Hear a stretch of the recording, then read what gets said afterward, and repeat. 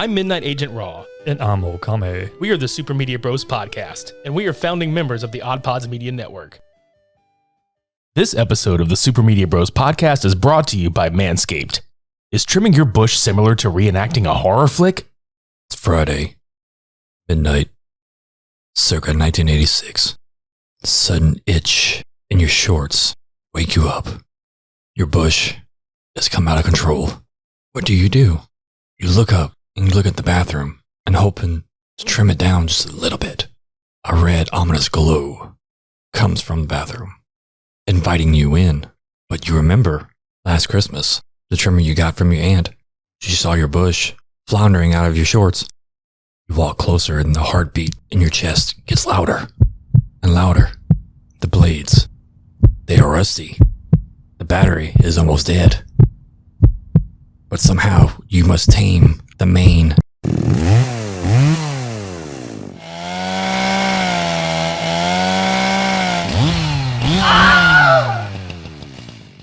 Don't find yourself in a situation like Billy from back in 1986. My name's not Billy. That's not important. What is important is that Manscaped has created the best ball hair trimmer ever. Get your situation situated with the new Manscaped Lawnmower 3.0. This third generation trimmer features a cutting edge ceramic blade to reduce grooming accidents thanks to their advanced skin safe technology. It also comes with an LED light for a more precise shave and is waterproof to make your shower shave clean and easy. The Lawnmower 3.0 comes inside their brand new Perfect Package 3.0, which comes with everything you need to keep trimmed, cut free, and smelling nice down there. Inside the Perfect Package 3.0, you'll find the Crop Preserver, an anti-chafing ball deodorant and moisturizer. You already put deodorant on your armpits. Why are you not putting deodorant on the smelliest part of your body? And yes, your balls stink. Speaking of sweaty and stinky balls, I am thankful for their Crop Reviver. This product, along with the Crop Preserver, keeps your balls from sweating, smelling, and sticking. Manscaped is going to throw in 2 free gifts into their Perfect Package. A pair of high-performance Manscaped boxer briefs that'll keep your cash and prizes feeling fresh all day. Behind door number 2. A travel shed bag to store all your grooming goodies. Trim that dilapidated junk of yours. And go to manscaped.com and use our code SUPERMEDIA20 to get 20% off with free shipping. Be the hero your balls deserve. Because they'll definitely thank you for it. Get 20% off and free shipping with our code SUPERMEDIA20 at manscaped.com. Again, that's 20% off with free shipping at manscaped.com with our code SUPERMEDIA20. Don't use the same trimmer on your face and your balls. That's just nasty. That's a horror movie all on its own.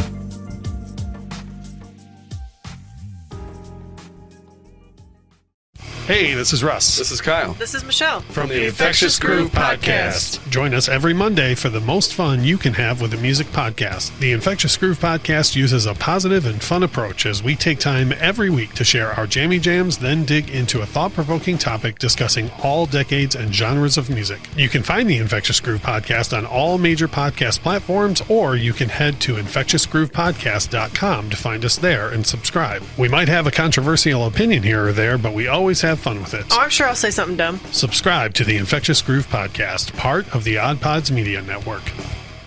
Jesus Christ, it's Alex Bourne. It's Blanks. Snow Cane. All that and more. You ready to shred some mountains?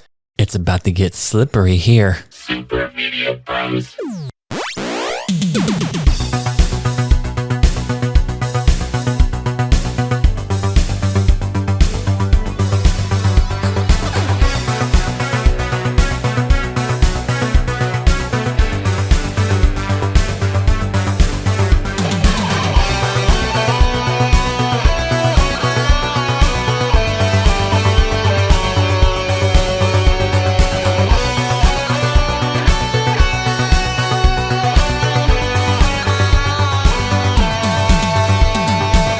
Dude, what if either of these movies would have starred Daniel Stern and Joe Pesci as Harry and Marv? They just happened to find their way into some horror films and they just bumble their way through it.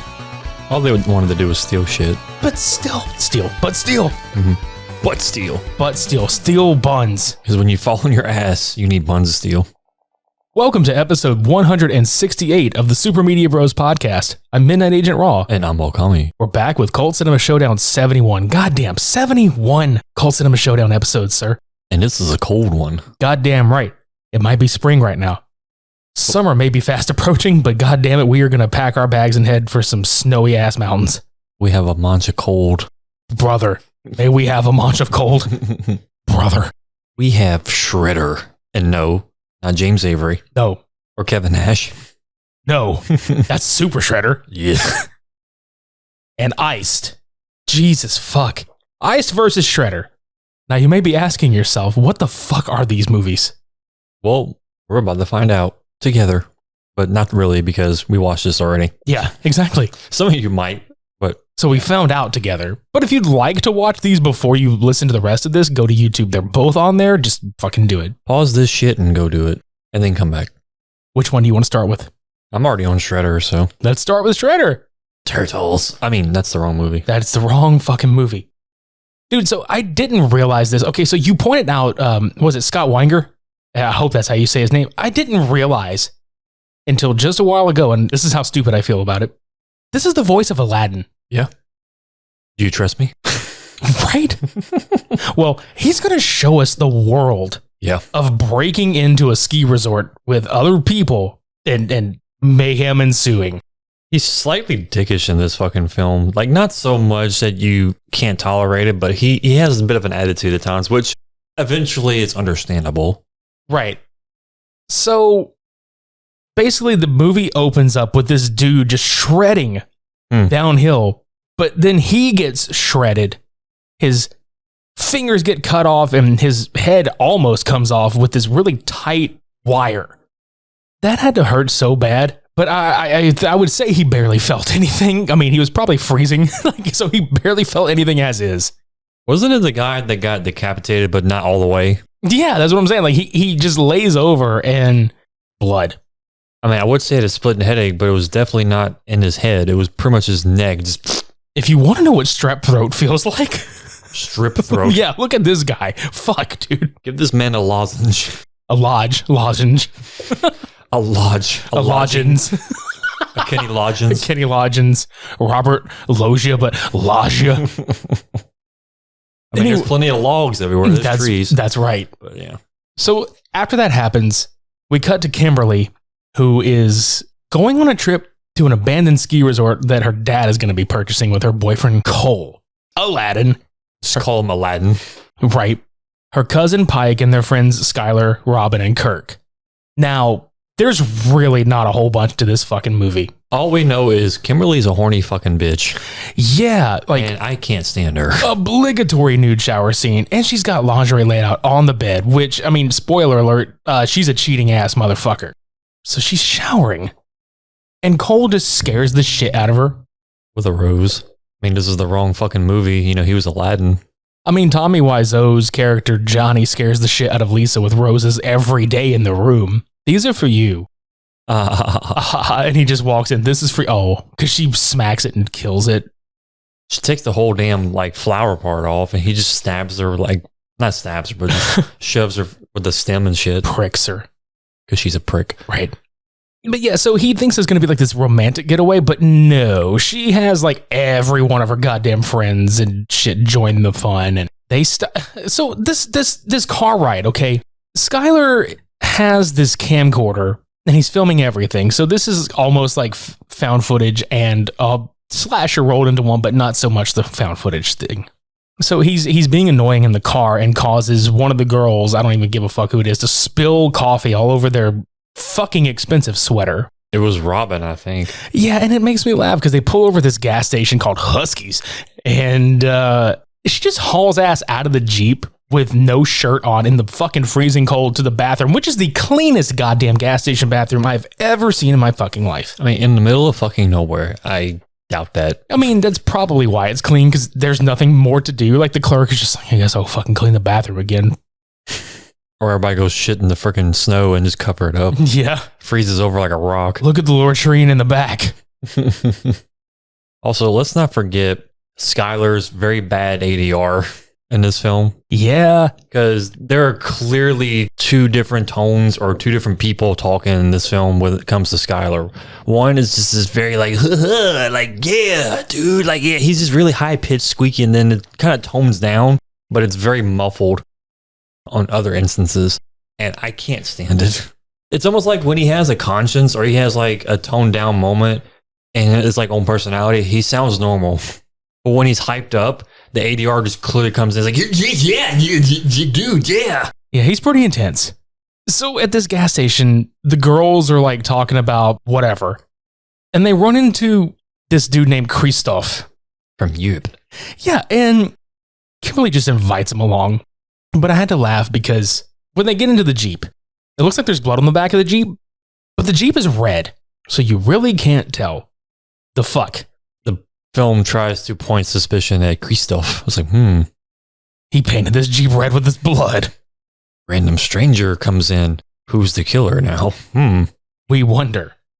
So they get to this fucking resort, which is just basically this montage of the rest of the group like shredding the mountains to this this is obviously 2001, so you've got like early 2000s pop punk music playing while this is happening, and the whole time they're doing this, Cole is trying to break in the chain with everything. Yeah, like a fucking a light flare, a tire jack, like everything.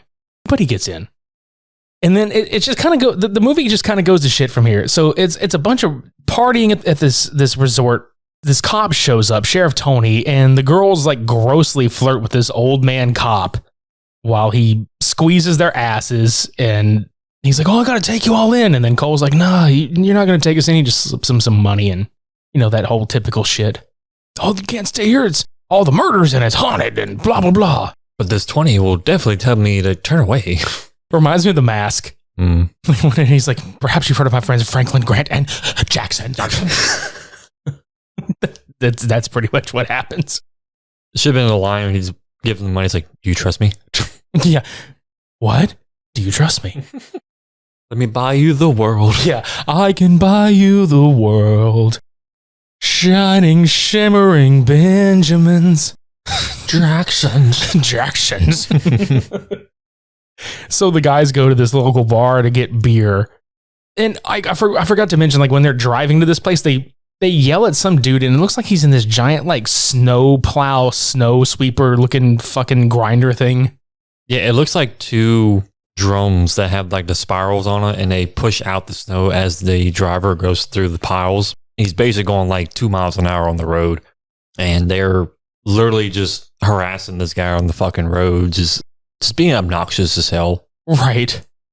But yeah, they eventually go to that little bar / grocery store / whatever. It's like a everything store, I guess, at this point. It's the conglomerate of Idaho or wherever. Was this movie the one that was in Idaho? It was in Idaho. Yeah. Like, this is the one-stop shop. Because this is whenever I stated earlier, it's like, yeah, Idaho, because it's full of hoes. It's the Circle K Bar and Grill. Yeah.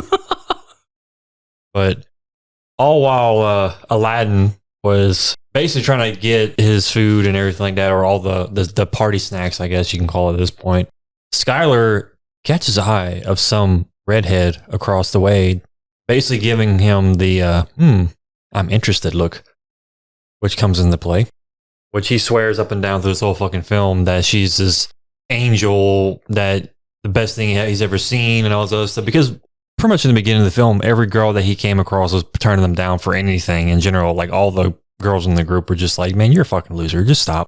So now he's obsessing over this one chick who just looks at him once. It's like, oh my God, that's the girl in my dreams right there. He's just like, Boulder. Yeah. I've got a snow boner. I thought you said Boulder because I was like, it's Colorado because I got a boulder. He's got a boulder. In Colorado, whenever there's snow, it becomes a boulder instead of a boner. No, that boulder is made from all the shit from the town. And all the latrines keeps our bathrooms clean.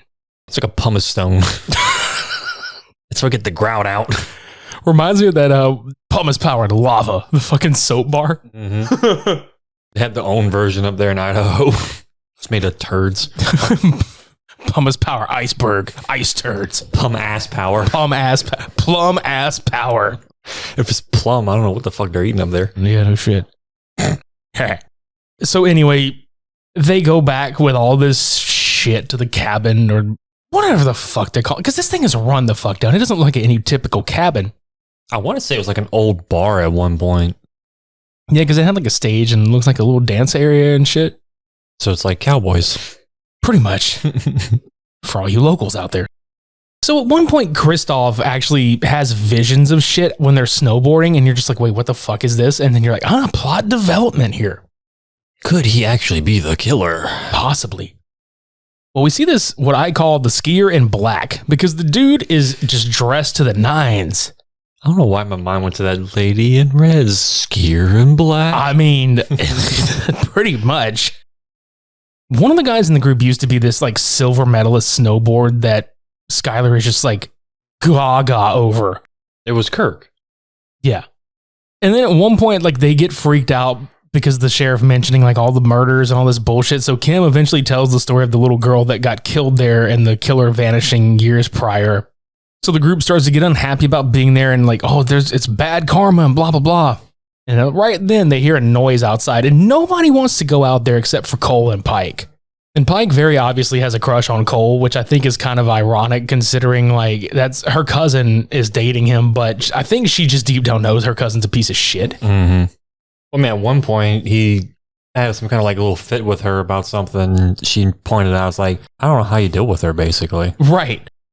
But yeah, when they were going outside, they noticed there was a building outside, and Cole was basically getting the hint that they were wanting to get friendly and stuff like that, nothing like super serious or anything like that. And he's not catching on any of the come-ons that she's bringing to him, basically. And it got awkward for a second, and then immediately, like 30 seconds later, she's fine. Yeah, I thought that was kind of weird too. But the building they found was the power generator area, basically, for the whole entire resort. So they powered it on, and then pursues the Kimberly sneaking out scenario. Yeah. Which she just goes from all decked out clothes to lingerie. Yeah, she's going to find Kristoff, but I think is fucking funny is that he winds up making out with one of the other chicks there. Yeah, he gets Robin. He gets it up with Robin, yeah. That's right. And she sees him and she's like, and walks off. Meanwhile, Sheriff Tony is still on the grounds, but he gets stabbed with a fucking screwdriver right in the eye. Yeah, he's still on the grounds. Yeah, he's permafrost to the ground. I was going to say, he got screwed over. Yeah. He wanted a screwdriver for a drink. Right. After a long, hard day. So, like, Chad goes missing, whoever the fuck that is. And then they all go snowboarding anyway, which I think is funny. Like, they're like, Chad's gone. I don't know where he's at. Let's fucking hit the mountains, guys. And like, they literally cut to a scene of them all fucking just snowboarding. And then, like, Kim goes off with Kristoff. Because Cole's like, I can teach you how to snowboard. And she's just like, you can't compete with his skills. I'll call you sometime. And I'm like, dude, dump this bitch. Yeah. Clearly not worth it. And then the guy that's like real stoner out of all of them, he gets fucking stabbed with an icicle. And then the way he dies, he's like, karma bad. And he dies. And God damn it. Robin is on the ski lift by herself. And then the dude in black, like the skier in black, just scoots right next to her. And he's like, hey. They fucking lift off. Yeah, she tries to hit on him and stuff, and he just flat out ignores her. Right. Like, she actually shoves him off of the fucking thing, and it's pretty damn funny. No, what I thought was funny about this scene was he was pulling out the fucking rules of the mountain to her face and pointing it at her. And she's like, I don't know what that means. What are you trying to tell me? And he just like, insert gesture here. Yeah. Because, like, after she shoves him off the thing, her scarf gets tangled up in the wiring on this thing, and she just basically hangs out for the rest of the movie on this fucking lift. No, it wasn't the wiring. It was the back of the lift itself. The metal part, which I don't fucking understand, because how did it just magically get tangled up? And, like, not around her neck? Yeah. So she falls off, and as soon as, I think it was it Pike and Cole, or was it Skylar? It was Skylar and Shelly. It was Skylar and Shelly, because they met finally, and they were going up the lift. I'm choking up here now. The lift stopped because Robin's body hit the fail-safe bar. It just fucking breaks. And every time it would go back and forth, it would keep hitting that bar, so the lift would stop. So Shelly kept pushing the button, and eventually Robin's body just broke the bar, like you said, just kept going. So you literally just see like a Christmas ornament hanging around on the ski lift, which I thought was fucking hilarious, because I think at one part it was Pike and Cole were sitting down trying to get a hold of Kimberly, And all you see in the background is Robin's body just floating by on the fucking lift. Yeah, because they're like, has anybody seen Robin? It's just dragging. Hanging around. No, Marcy Playground. Marcy Playground, that's right. I don't know why I said Marcy. Hang around. Hanging by my scarf, and there I am. I guess you want even better. It's Go like, for it. has anyone seen Robin? Deja vu. Real slow, though. Has anyone seen Robin? God, just dragging the fuck along. Or even more depressing, just, has anyone seen Robin? Hello, darkness, My old friend, I've come to ski with you again. There was even another part of a transition shot at the very bottom of the screen from a far away point, and you just see her body still floating around on the ski lift. Just lifting up. Yeah. It's like this beautiful sunset or sunrise or something. She's just fucking... She found religion. She's being lifted up. Right. Oh, God. But anyway, so Shelly basically says her dad says, oh, snowboarding ruined the resort. This dude named Bud shows up and threatens him, and he's like, you quit messing with her, and he tells her, get home or get out of here. Some bullshit. Yeah, Bud was the one in the bar that was telling Cole nobody should be up there at that resort, basically being the creeper that he is. Right. So there's some twisting and turning that happens. Kim... Especially with Robin's body. Yeah, exactly. So, like, Kim winds up, finding Kristoff, and she's, like, flirting with him. And this is, like, the second time that they fuck or whatever in the or this time it's in the hot tub. A random-ass hot tub. Yeah. And she starts getting weird, and then she calls him out because she, like, takes his wallet. And she's like, oh, your name's Chris. I recognize that high school French accent from anywhere. And I'm sitting there thinking, bitch, it was working on you. It was working. Chris from, what was it, somewhere in California? Yeah, somewhere. But he said, like, oh, his friend's parents used to own the place and blah, blah, blah. So she's like, you pose, you front, and you lie. I like it. Takes pants off, fucks him. What even is this movie at this point? Menagerie a twat. Pretty much. And then, like, as we said, like, this is one of the sequences, like, Robin is still fucking hanging from the ski lift, just traveling around. Mm-hmm. So Chris starts talking about the murder, and he's like, oh, it was my fault, but it was an accident. But it was my fault, but it was an accident. Bud is the killer. His wife was killed by a snowboarding accident because, Pike and Skylar film, like, with that camera, they find these newspaper clippings about the murders and the disappearance and all this other shit. Bodies start popping up. The skier shows up and stabs Tyler in the fucking leg, or he axes him or some bullshit. And it's pretty goddamn brutal. Wants to ask him a question. That's right. Left him in stitches over that shit. Mm-hmm. So Cole finds Chris and Kim fucking. It's not what it looks like. Oh, yes, it is. I told you things would get slippery. Right. So he fucking leaves and she chases it. Bro, she put her fucking underwear on real quick. Yeah, it was like a split second. They just poofed and appeared. I just think it's funny. It's like she's wearing cheetah print, so she's a cheetah. Mm-hmm. Yeah. The skier dude comes back and he shovels Chris right in the face. Real fucking hard. Yeah, just suddenly got Kevin McAllister's neighbor vibes. Right? The fucking snow shovel. Dude, this scene was so fucking funny, though, because after it happens, they kind of hear, like, the scream or whatever, and then they come back, and Cole sees his body just floating in the hot tub, and the way he just delivers this line, he's like, oh, well, it's not him, let's go. And just fucking turns around. I thought it was him, but it's not. Yeah, I guess not. So their car gets fucked up. Cole and Pike are trying to, like, stitch Skylar up, and Kim finds more skeletons, and she fucking hides. Pike kisses Cole because she's just like, fuck my cousin, whatever. She's stupid. Yeah. We might die. Kith. So they're trying to fix the car. Meanwhile, Skylar gets fucking stabbed in the eye with a damn ski pole through the fucking camera that he has on him, which eventually the blood starts to drain from his body really fast into the vent from upstairs, downstairs. Kimberly just happens to look up as she was investigating the sudden sound, trying to call out for Skylar, and the vent that was underneath her was the one that Skylar was leaking into, literally. And she flips the fuck out, calls the fucking attention of the damn killer, and she gets herself trapped in this closet while grabbing the intercom, the walkie-talkie from Skylar after he died, and was trying to get Cole's attention on the intercom, but as she was saying something, they were trying to start the car at the exact same time, so obviously it muffled it out. Well, at the same time, the body from the beginning of the movie that got fucking sliced almost off the neck was in the same fucking closet as Kimberly. So that was just fucking funny. Yeah, because like when he's stabbing through it, trying to get to her, the head comes off onto the poker and it's just like 3D, like shoving into her face. And it's just, what the fuck, dude? It's like going through like Spirit Halloween story. Just had that prop that pops up. Ah! But what I thought was funny was the director of this film definitely took nod from The Shining in this shot, because the killer was literally using that damn pole to stab through the door, and it was the exact same angle as Jack Nicholson's character with the fucking axe. Like, it was pretty much the same thing. Yeah, he just goddamn, dude. And Cole's dumbass goes back, like they're trying to fix the car, but he goes back for her. She gets fucking killed or stabbed or whatever. She's dying. He finds her, and her, like literally her last words, "I never loved you." And I'm like, choke on your own blood.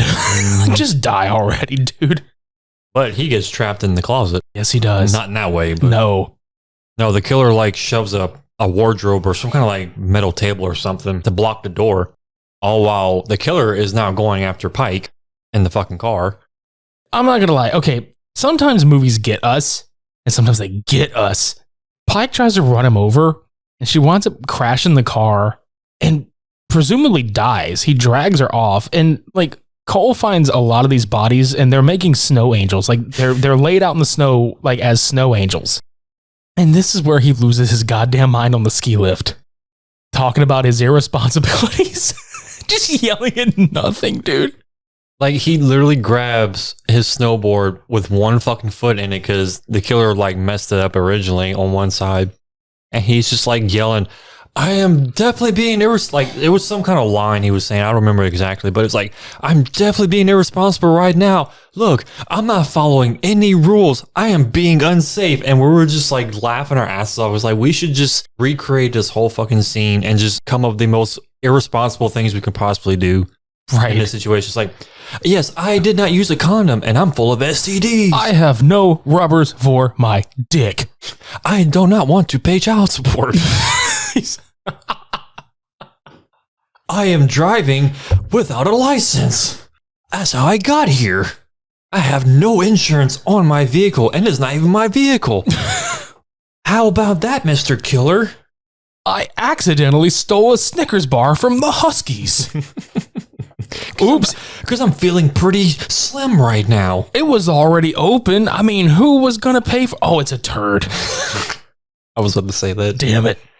Who tinfoil wrapped a turd and turned into a Snickers? That's why it was so nutty. Yeah, just chaos ensues. Yeah, he slips and he falls off the damn thing. And somehow he lands on the guy, and he picks this gun up that he was carrying. And he's going to fire it because it's Bud. Like, he takes the shit off and it's Bud under the mask and everything. And this... he fucking shoots him 3 times, but nothing happens. Yeah, after Bud gives him the whole, like, I hate snowboarders face. He looks at freaking Cole after he shot him. He's like, it's blanks. In that moment, it reminded me of No Holds Barred. It's Brow. Mm-hmm. It's blanks. Just imagine freaking Bud with a cell phone. He just calls Cole. It's like, it's blanks. And it's Billy Blanks on the other end. Yeah. Some typo. It's like you go through your parents' like attic in a box of VHSs, and you just pop one in. It's like Billy Blanks typo comes on. It's blanks. So, dude, he smacks the motherfucker with the butt of this gun, and then just the next shot is him just kind of casually snowboarding off, not even in a hurry. He's just like, just down the fucking hill. Yeah, he just like knocks the shit out of him in this very tense moment. Just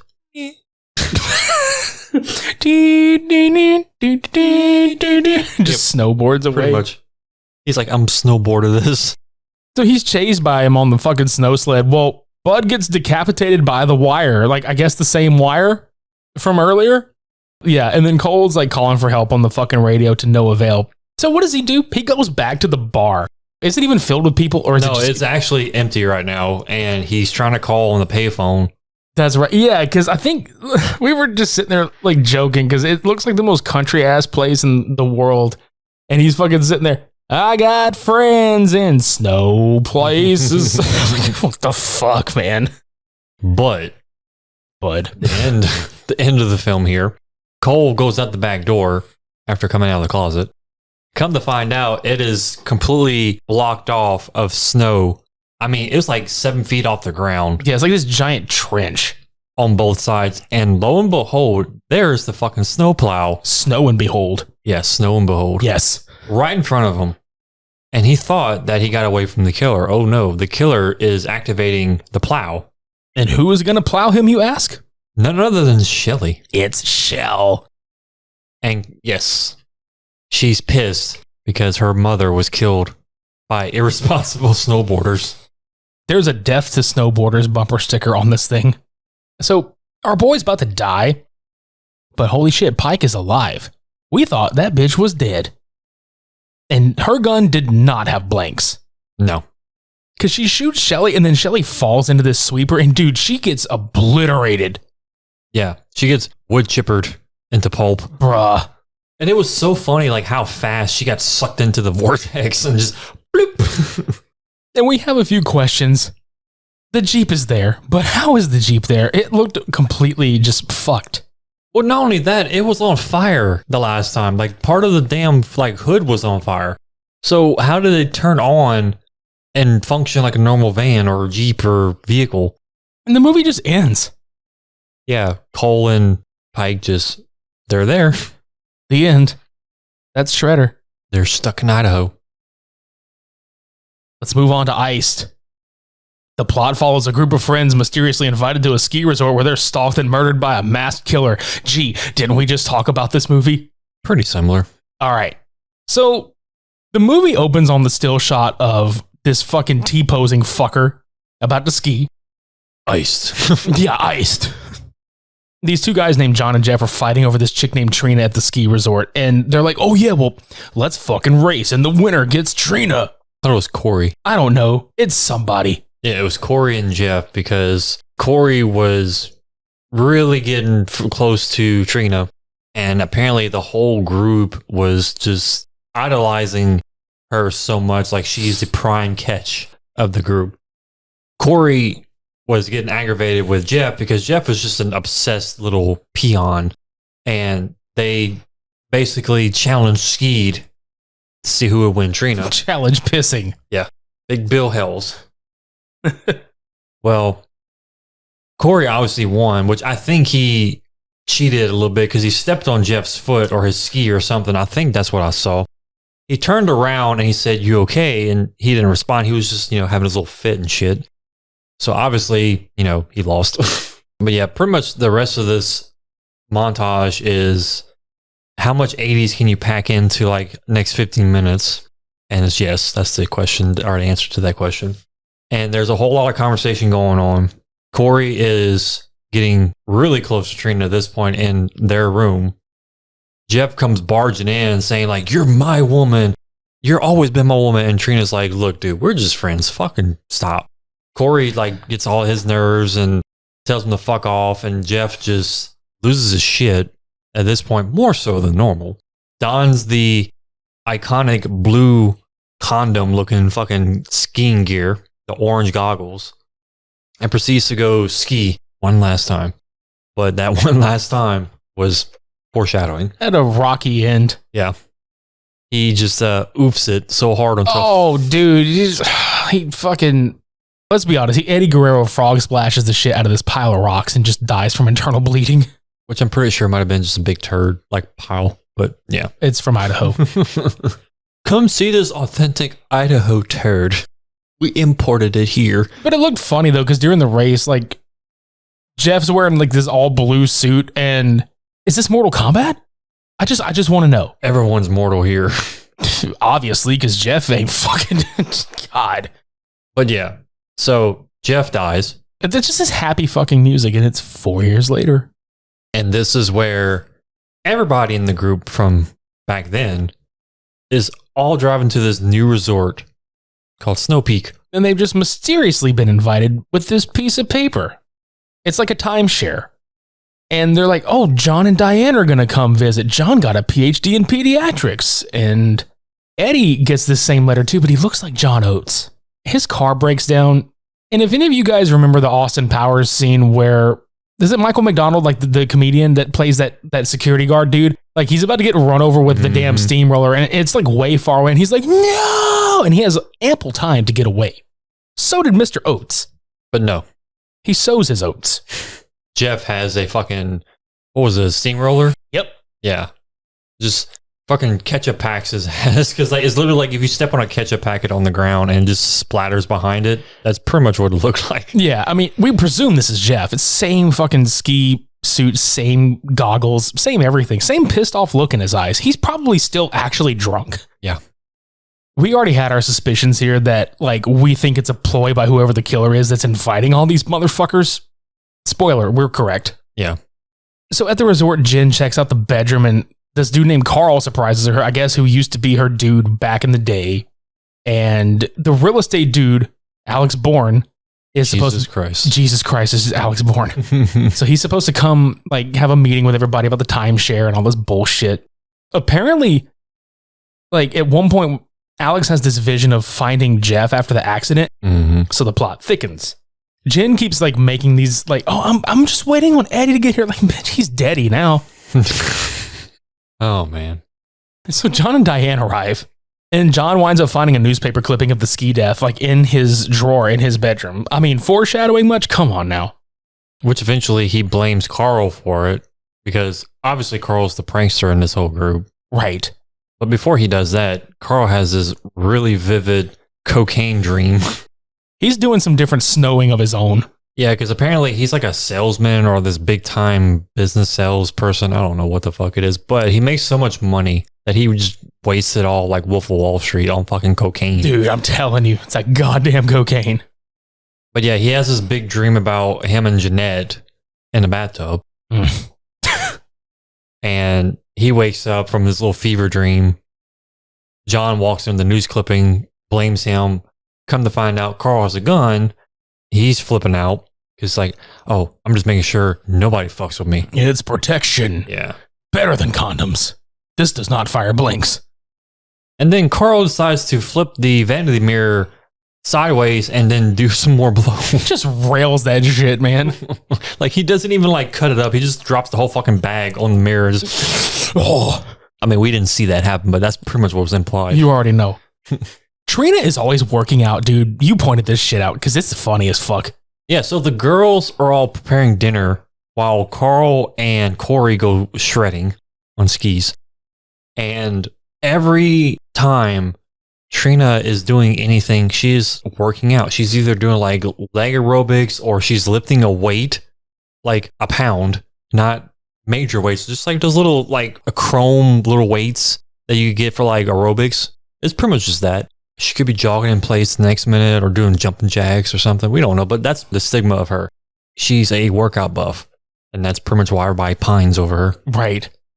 They all have this like really weird like dinner scene where Trina talks about a story of her stuffing her bra because she didn't have boobs and then it rained and she had, quote, soggy tits. I laughed at that line so much. Like, soggy tits. That's the funniest fucking thing I've heard.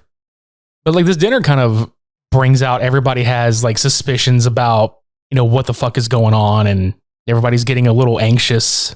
Well, Alex winds up showing up and Jen answers the door, which I think is funny because between Eddie, Carl, and Alex, Jen just wants to get laid, okay? Jeanette just wants some fucking dick. And she's seeing dollar signs on Alex all over him. Yeah, and I think it's funny because Alex makes this comment. He's like, you guys all look like you're prepared for a funeral, like with the way they're dressed and shit. Foreshadow. Yeah. So like, Trina's like, well, can I get you something to drink? And he's like, coffee would be great. And she's like, all right, cool. Well, she goes to make coffee and there's just this random bloody knife on this pie.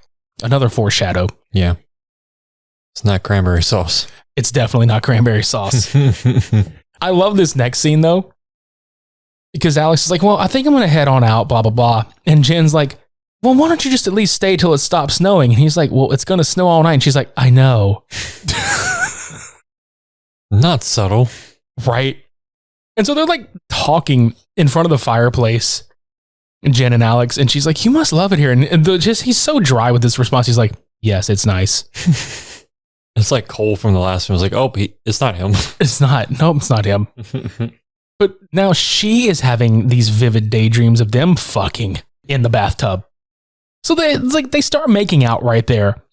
But what cracks me up is like they had to have been making out for hours, because in another shot, everybody's just kind of commiserating and they're still on the floor making out while everybody's just going on like it's just nothing. It's just no big deal that they're just on the floor, just tongue deep in each other.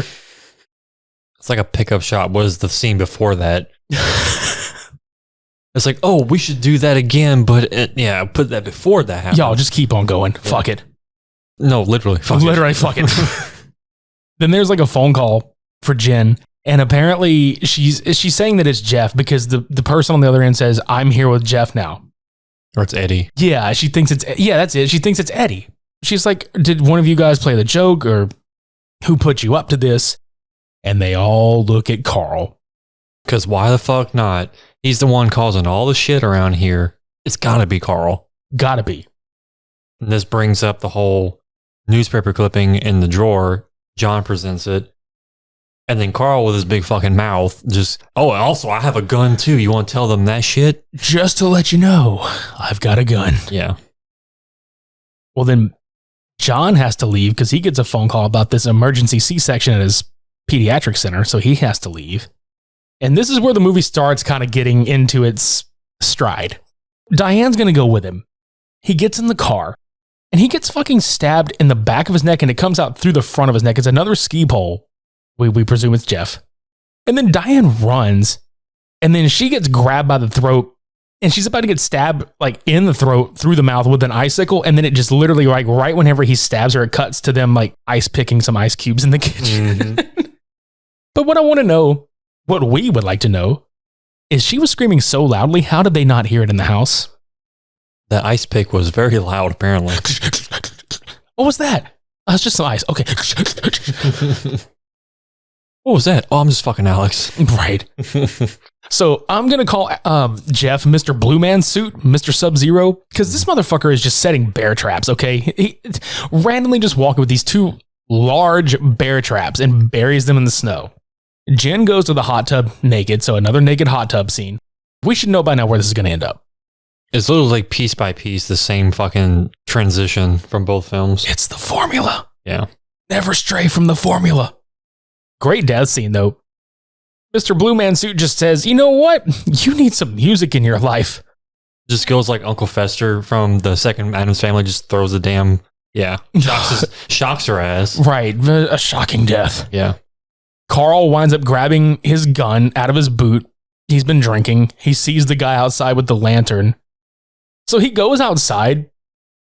He fucking steps in one bear trap and then just legit falls over, and like his torso gets caught in the other one. He just dies. Just bleeds out. Carl, that kills people. Now you're dead. But this is the best part. Okay, so it's nighttime. Corey wakes up and he's like, Carl? Ooh, pie. He sees like the one leftover piece of cherry pie. He doesn't grab a fork. He just fucking just manhandles this piece and just, he's like, man, this is really good. Fucking stabbed in the shoulder. Which you presume he's dead, but no, he's kind of pumping blood. Right. And then Trina wakes up. It's like the morning after, like literally everybody's fucking dead. And she's like, Corey? And she's like calling like everybody's name at this point, where she finds Jeanette in the fucking hot tub, just frozen over, and Jeff was here written on the side of it. Then she finds Corey, but the way she finds it, she's like, oh my God. And he's still alive somehow. Note, okay, everybody she finds, she's freaking the fuck out. So she sees Jeanette, freaks out. She sees Corey, tries to get him to the fucking hospital to get help or whatever, goes to the car and sees Diane and John, but proceeds to go out to the back and sees Carl and just sits there and goes, oh. Grabs the fucking gun and gets the key to the vehicle. And that's the only reaction she has about him. Like everybody else, she's so fucking distraught that happened to them. And he's, okay, you're dead. That's the stiffest he's ever been. He took that Viagra. Yeah. He needed it to get stiff. Right. Dude, I was laughing. We were both laughing because Corey winds up passing back out from blood loss. And we were joking, like, well, what if she started just working out next to his body? Yeah, to do CPR. Yeah, like she puts her hands on his chest and she's doing push-ups on his chest. She's like, 1, 2, 3, 4. Don't tire me, Carl. Breathe. 1 and 2 and 3 and breathe and 4. Like, what if he actually did die and she's like, no, Corey, I can't believe it. And she starts doing like sit-ups. Crunching. Yeah. Crunching my sorrows away. I gotta get my gains. Stabs for these abs. And then she winds up calling Alex. She's like, please come. And he's like, stay calm. I'll have the police on the way. And then like the door cracks open and she starts fighting Sub-Zero. Corey pulls the knife out of his shoulder, which, dude, holy fuck, that hurt to watch. But as the struggle continues, Trina eventually sees that it's Alex who's the killer. Because in the very middle of this movie, there was speculation as to how did everybody in the group get called to this resort. And there was question about, you know, who this person was going around killing people and inviting people and whatever like that. And Alex was like, well, you know, I got a response from Jeff. And everybody's like, what do you mean you got a response from Jeff? He's dead. He's like, he responded to my letter too. So they were like, well, how'd you get all of our names? Like, are you spying on everybody? And I think it was Corey was the one that said, well, maybe he got it from the guest log from all the resorts in the area. That's how he got our names all in the same time. And he's like, yeah, that's it, obviously. No, it wasn't. Because Jeff and Alex were actually really close friends. He was so pissed off that Trina just iced him, basically. Yeah. Gave him the cold shoulder throughout the whole entire beginning of this film, that he tried to calm Jeff down from his little temper tantrum that he was having, but couldn't do it. And apparently at the same time he was doing that, trying to chase Jeff on the slopes, he had an accident himself and broke his fucking leg. Yeah, he had to get cut off. Yeah, he had to get amputated, dude. And what was the fucked up part is, in the beginning, we see Jeff kind of, it looks like he's talking to himself at the bar, but he was actually talking to Alex, telling him everything that happened. So now Alex blames her for taking a ski career from him because he shattered his leg and had to get it cut off. And he's going to kill her for Jeff, you know, for killing his friend. But so I feel like the leg story literally only serves a purpose for the ending. So Corey recovers enough to see them struggling. She kicks Alex and Corey fires a shot. He falls over the banister, and I don't know if it's like some rope or some shit that gets tangled around his fake leg. So he just dangles there, and then it comes off and he falls into the snow and just dies. And a very like strange transition too. It wasn't even believable that he fell and died. It was just foot gets caught, he falls over, he looks up, goes back down casually, and then falls off the damn rope and dies. Or just falls asleep. I don't fucking know. He gets frozen in the fucking ice. Yeah. Becomes a snow angel and Shredder. Right. Well, later in this other scene, Corey and Trina, they kiss. Corey and Trina kiss, and apparently they have this kid, and they're building a snowman. She goes to put one of the coals in it for his eye. Not coal from the last film. No. Like COAL coal. Yeah. Well, the eye bleeds, and she just stares at it, and then Jeff, in full Sub-Zero garb, jumps out of the snowman at her, and she screams, and it's the end of the movie. Which one of these wins? Which one of these abomination snowmen wins? I mean, honestly, I liked Ice way more for some reason. I did too. It felt a little more put together. It made less sense in a way, but in some other way, it was just more entertaining for me, even though like the acting was god awful for me. I can't stand those horny teenager college kids portrayed in Shredder as much as I can stand like piss poor actors trying to be people that they're not. I get it. It's like Shredder is absolutely a product of its time. There's sites that list that it came out in 2001 or 2003 or whatever, but it's very obviously early 2000s, and all the tropes are there. All the stereotypical characters are there. It's not that great. It's entertaining, but Ice was just so much like better. And that's not saying too much, but I think it was just the aesthetics of the 80s kind of gave me that more pull to that movie. But at the same time, you can kind of get the idea of like, okay, Jeff's obviously going to be the killer. He somehow survives 5 years of mountainous area, like this snow resort or whatever, and he decides to become this like Jason Voorhees of the mountains. You know, it's funny you mentioned that because when Shredder, I know it's the other movie, but when Shredder was released, it was like direct to DVD, but it had some theatrical releases in some markets. Did you know that it was actually in Japan marketed as Jason Z? Because they were trying to capitalize on Jason X and they just wanted to call it that because it was a slasher in the snow. Just put a hockey mask on him. Right, but just put a ski mask instead. Pretty much. Yeah. So Iced is your winner this week. Okay, so this has been a long time coming. Next week, we are going to dive back into the wonderfully crazy fucking world of Cool Cat and Derek Savage. Oh boy. Yeah, what are we going to do? We're going to talk about Cool Cat fights coronavirus. Yes, you heard correctly. He finally did it. Yeah.